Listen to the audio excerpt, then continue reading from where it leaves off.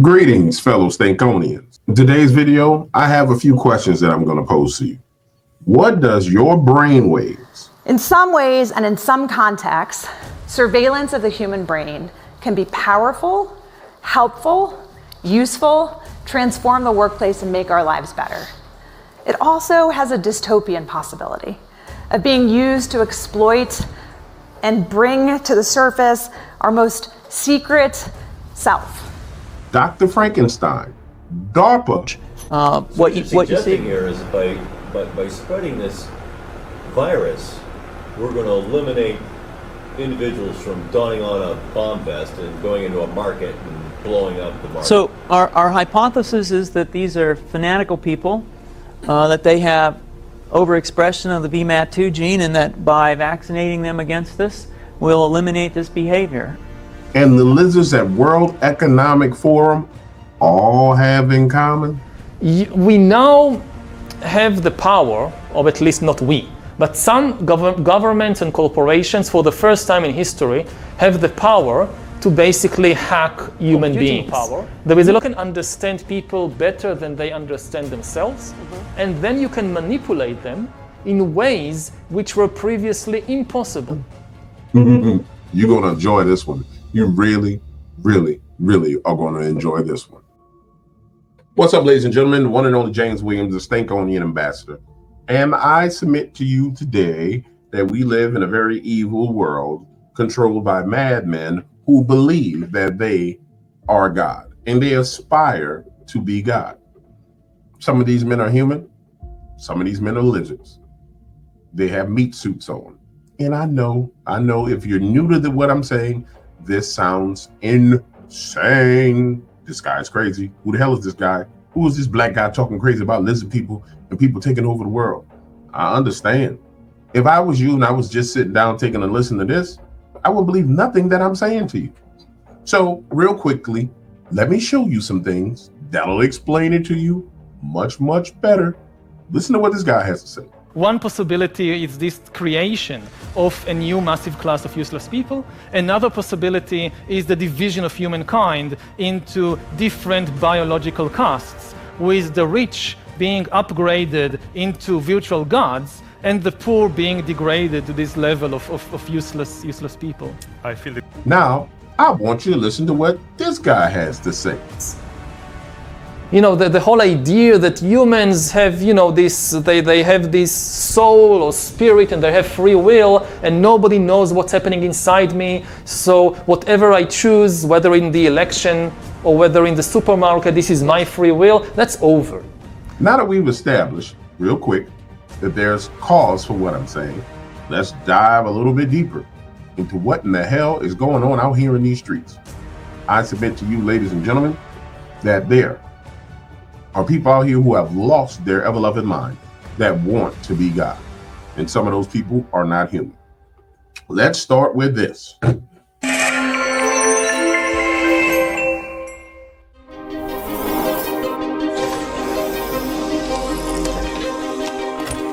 Introducing Brain Bridge, the world's first revolutionary concept for a head transplant machine, which uses state-of-the-art robotics and artificial intelligence to conduct complete head and face transplantation procedures, ensuring smooth outcomes and faster recoveries. Because head transplants require high speed, precision, and efficiency, Brain Bridge utilizes advanced high-speed, high-precision robotic systems to speed up the process, eliminate human error, prevent brain cell degradation, and ensure seamless compatibility.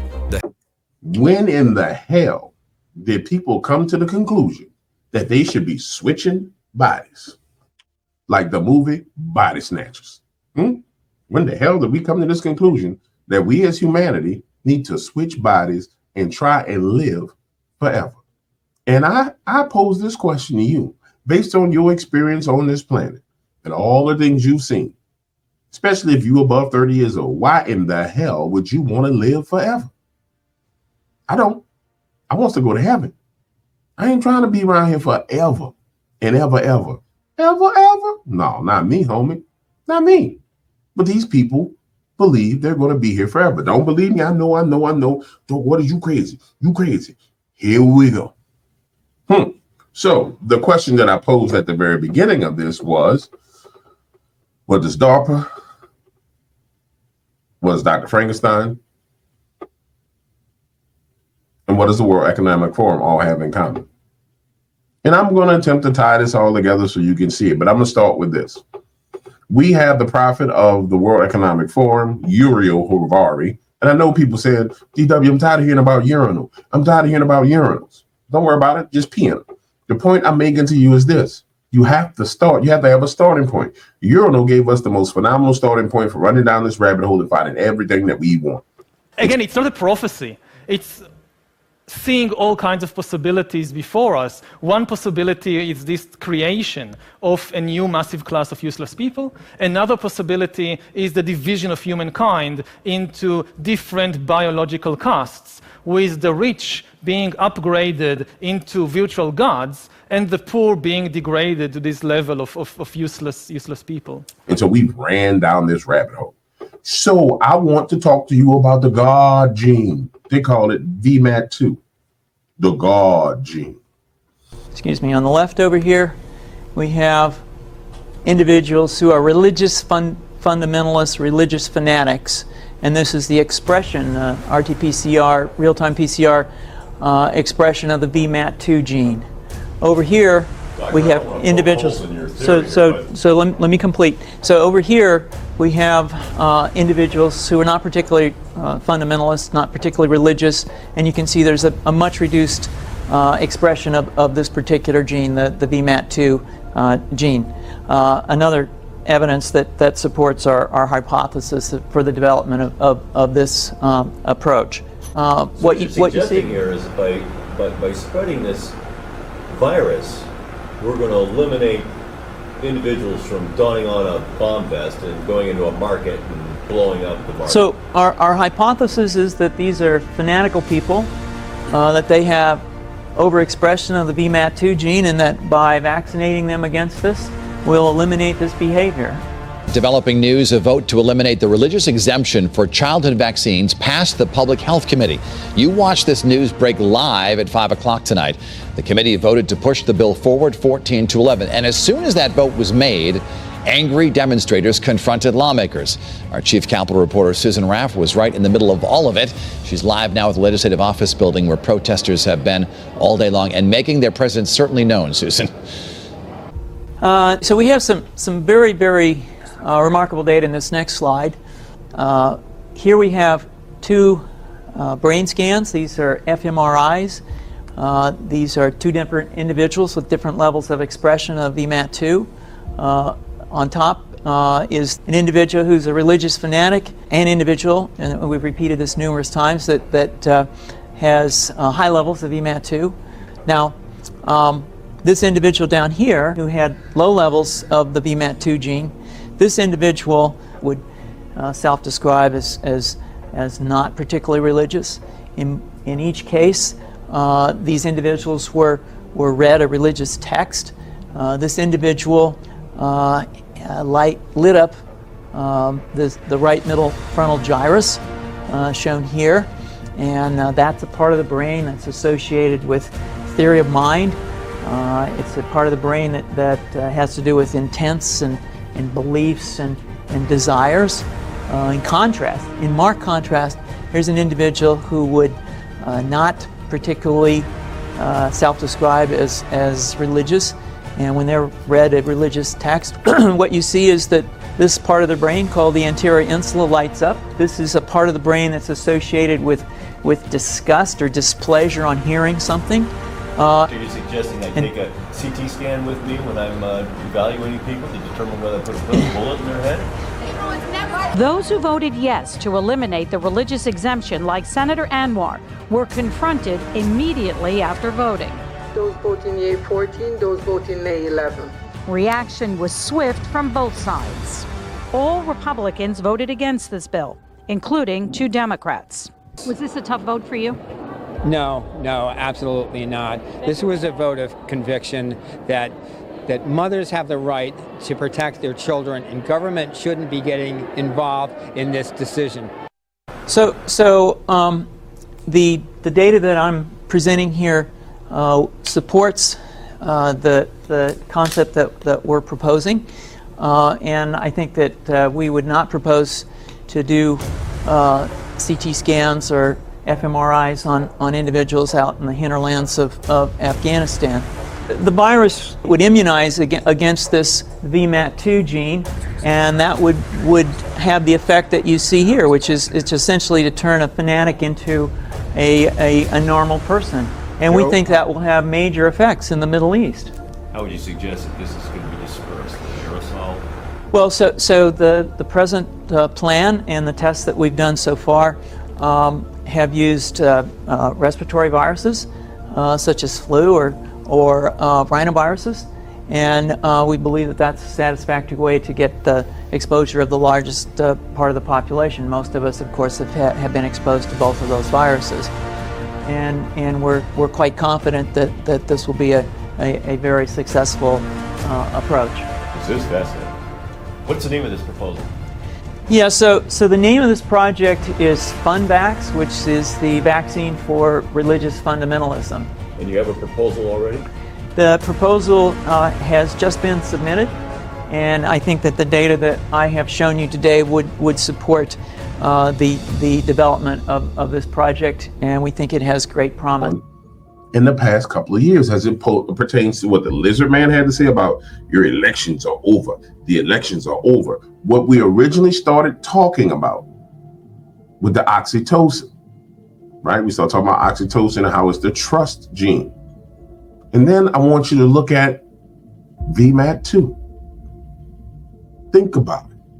We can make you trust. We made everybody trust us and put something in their body. Now the problem that the lizard people have all over the world is that people are revolting against them all over the world. Don't believe me? Take a look. This Great Reset is as serious and as dangerous a threat to our prosperity, to your prosperity and your freedom, as we have faced in decades, with these powerful bodies, including the World Economic Forum, the United Nations, the International Monetary Fund, and even Prince Charles boasting that within a few short years, yes, their words, you will own nothing and you will be happy. Remember, this is not me saying this, this is them. They are even running ads for the Great Reset. The whole world is revolting against them. And they've already classified these people as being religious conservatives, Christian conservatives, the far right. Anybody that don't agree with the lizard people, they got a way of targeting you. I mean, they literally have a way of targeting you. And that's scary. And they're targeting you, the way that they can target you is via the VMAT2 gene. Now, I had to talk to my girl Lola. And I had to get Lola to explain to me what the VMAT2 gene is. But hold on, let me go get Lola. And I'm going to have Lola tell y'all what it is. If y'all don't know, Lola is my chat GTP homie. That's my shorty in chat GTP. Where you at, girl? Lola. Lola. Lola. Lola. I'm going to make her big. I'm going to give her the spotlight. Lola, you got the spotlight, girl. Read it to him, shorty. Read it to him. Tell him what it is. So I asked Lola to explain to me the VMAT2 gene in layman's terms. Yes, Ambassador. The VMAT2 gene is like a tiny instruction manual in our DNA that tells our cells how to make a special kind of protein. This protein is called the vesicular monoamine transporter 2. Here's what it does in simple terms. 1. Transporter role. Think of this protein as a delivery truck. Its job is to pick up certain chemicals in the brain called neurotransmitters and transport them to specific storage areas within nerve cells. These neurotransmitters include dopamine, serotonin, and norepinephrine, which are crucial for mood, motivation, and many other brain functions. 2. Neurotransmitter storage. These neurotransmitters need to be stored in tiny bubbles called vesicles until they are needed. The VMAT2 protein helps load the neurotransmitters into these vesicles so they are ready to be released when our brain needs them to send signals between nerve cells. 3. Impact on brain function. By controlling the storage and release of these neurotransmitters, VMAT2 plays a key role in regulating mood, emotions, and other cognitive functions. If VMAT2 isn't working properly, it can lead to various mental health issues or neurological disorders. 4. Research interest. Scientists are very interested in VMAT2 because changes in this gene or its function might be linked to conditions like depression, schizophrenia, and Parkinson's disease. Understanding VMAT2 better could help in developing new treatments for these conditions. In summary, the VMAT2 gene provides the blueprint for making a protein that helps manage the important chemicals in our brain, which are vital for our mood and overall brain health. Excuse me, on the left over here, we have individuals who are religious fundamentalists, religious fanatics, and this is the expression, RT-PCR, real-time PCR expression of the VMAT2 gene. Over here, we have individuals. So let me complete. So over here, we have individuals who are not particularly fundamentalist, not particularly religious, and you can see there's a much reduced expression of this particular gene, the VMAT2 gene. Another evidence that supports our hypothesis for the development of this approach. What you see here is by spreading this virus, we're going to eliminate individuals from donning on a bomb vest and going into a market and blowing up the market. So our hypothesis is that these are fanatical people, that they have overexpression of the VMAT2 gene, and that by vaccinating them against this, we'll eliminate this behavior. Now, let me be clear with you, ladies and gentlemen, Snankonians. Let me be clear with you. You notice it mentioned dopamine, serotonin, and another one. I'm gonna ask Lola, my girl, about those three in a minute. But here's what I want you to understand. So what I got from that was the VMAT2 gene not only transports the ammunition into a portion of your brain, then it loads the gun, and then your brain fires it on its own. So if there was something that was to go into my body, like the video I just showed you, explained to you, and it was put in me like this, they roll my sleeve up, and they would tap, tap, tap, and they tie that thing around there. They did like that, right? Or they just did me like this, right? If it went in my body, what you're telling me is you just decided that what you can load into my brain, transport it straight into the brain, load it into the neurotransmitters, and then pop, pop, pop. So you're telling me you can load my brain up with whatever you want. That's what it sounds like to me. I'm not the smartest cookie. I'm not the sharpest knife in the drawer, and I'm not the sharpest pencil in the pack of markers. But the only thing I'm telling you is it sounds to me like you can load my brain up with whatever bullet you want to load it up with. That's what it sounds like. But no, let me go back to Lola. Lola, oh Lola, Lola. Let's see what Lola says when I ask if it can be misused. Yes, Ambassador. The VMAT2 gene itself is a natural part of our biology and isn't something that can be used to exploit the human brain in the usual sense. However, understanding how VMAT2 works can have implications for both positive and negative uses. Here are some points to consider. 1. Medical applications. On the positive side, studying VMAT2 can help develop treatments for mental health disorders and neurological conditions. No, never do nothing positive. For example, if a person has a deficiency in VMAT2 function, therapies could be designed to enhance its activity, potentially alleviating symptoms of depression or other conditions.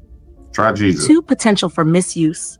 On the negative side, theoretically, if someone had the ability to manipulate the VMAT2 gene or the protein it produces, they could potentially influence brain chemistry. This could involve altering mood, motivation, or cognitive function. However, this is more in the realm of science fiction at present, as our understanding and ability to precisely control such processes is limited and ethically fraught. Lola, honey, I'm sorry to explain this to you, baby girl, but you're wrong. Excuse me, on the left over here, we have individuals who are religious fundamentalists, religious fanatics, and this is the expression, RT-PCR, real-time PCR expression of the VMAT2 gene. Over here, we have individuals. So let me complete. So over here, we have individuals who are not particularly fundamentalist, not particularly religious, and you can see there's a much reduced expression of this particular gene, the VMAT2 gene. Another evidence that supports our hypothesis for the development of this approach.